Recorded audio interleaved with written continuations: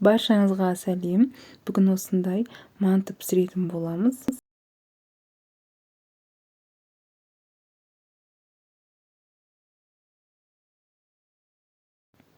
Алдымен қамырын дайындап аламыз. Бізде салқын су, оның үстіне жұмыртқа мен тұз салып, жақсылап араластырамыз. Сосын оның үстіне ұнды 2-3 бөлікке сала отырып, қамыр илейміз.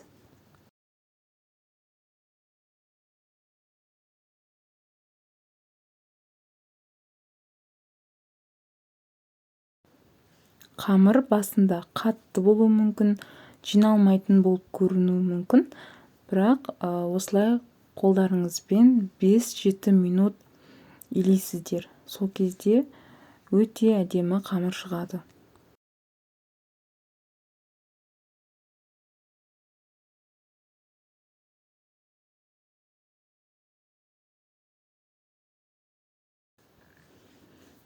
Біздің қамырымыз дайын. Пленкаға немесе пакетке салып 30 минутқа қалдырамыз. Менде начинкасында картошка, асқабақ, пияз, фарш және де мен құйрық май қостым. Дәмдеуіштерді қосып, начинкамызды жақсылап араластырамыз.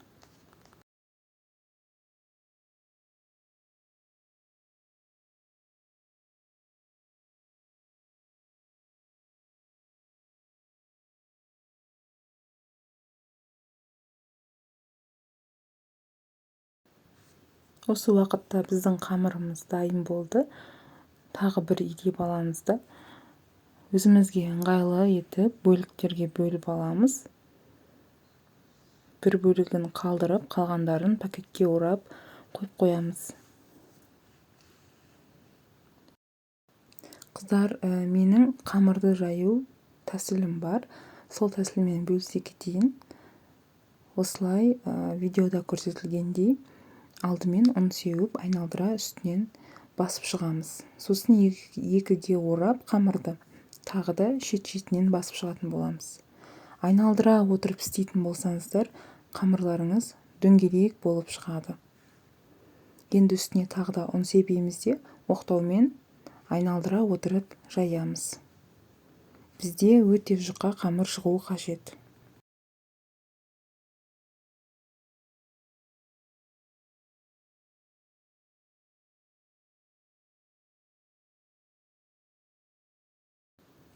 Қамырды жайған кезде ортасына емес, екі шетіне көп мән беріңіздер.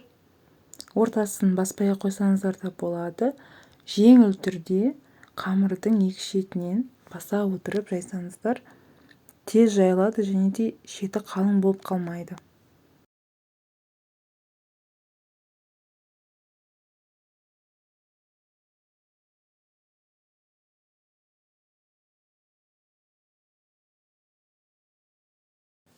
Егер де қамырларыңыз оқтауға сыймай, жаюға ыңғайсыз болып жатса, осы тәсілді қолдансаңыздар болады. Осы тәсілді қолдансаңыздар, қамырларыңыз тез жайылады және де шеті қалың болып қалмайды, яғни тегіс болып жайылатын болады.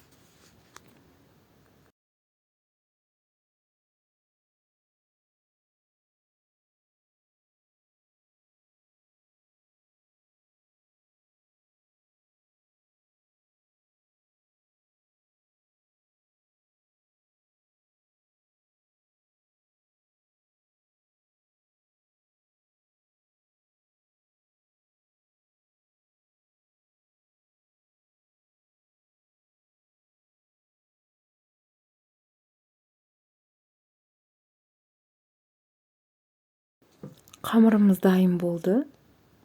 Осылай қамыр дайын болған кезде астынан қолдарыңыз немесе осылай дастархан көрініп тұру қажет. Сол кезде жұқа болып жайылды деген сөз.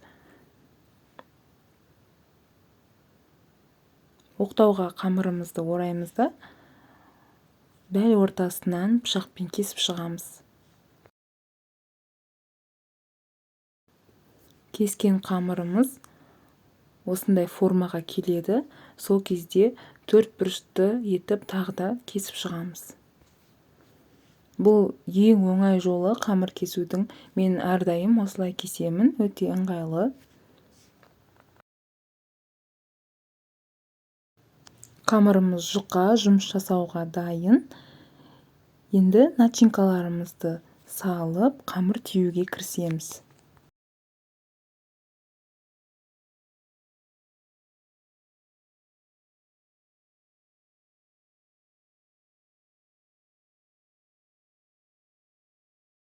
Қамырды осылай видеода көрсетілгендей етіп түйеміз.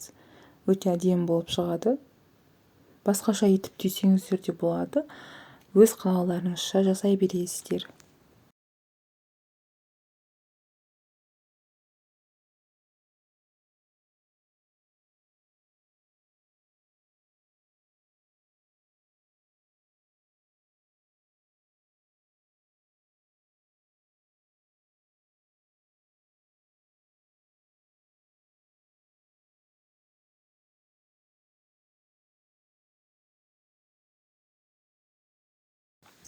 Мантыны түйіп болған соң, мантоварканы майлап орналастырып шығамыз. 45 минут пісіріп аламыз. Мантымыз пісіп шықты. Өте дәмді болып шыққан. Арасы құрғақ емес, сулы. Қорықпай дайындап көрсеңіздер болады. Достар, менің каналыма тіркеліп, лайк басып, комментарий жазуды ұмытпаңыз. Баршаңызға ас болсын. Рахмет.